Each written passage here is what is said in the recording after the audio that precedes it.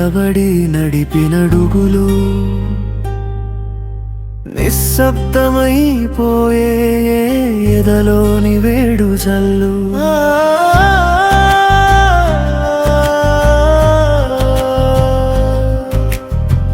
మనసంతా ముక్కలై పడి ఉండగా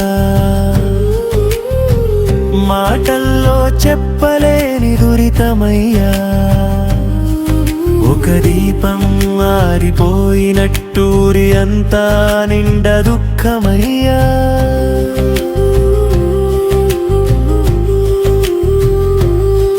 నీ అడుగుల జాడల్లో నవ్విన ఇంటికి ఇప్పుడేమో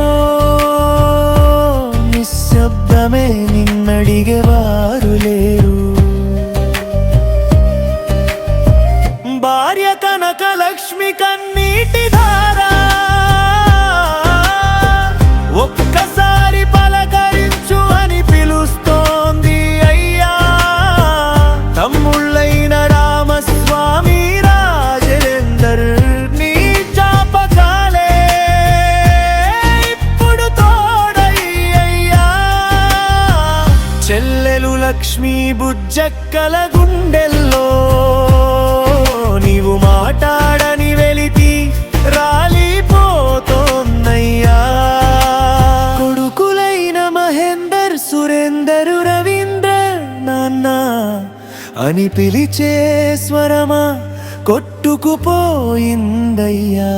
నాగెందలి వేలిపోయిన దెబ్బ నుండి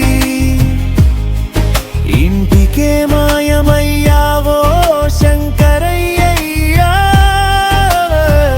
కోడన్ల కళ్ళల్లో నిరాశ చెరగదయ్యా. మనుమలు గణేష్ ఆర్యన్ తాతయ్య ఎక్కడా అని అడిగే ప్రతి శ్వాసలో దుఃఖమే. మనుమరాన్ల చిరునవ్వుల్లో కూడా అడుగడుగున నీవే జ్ఞాపకమయ్యా.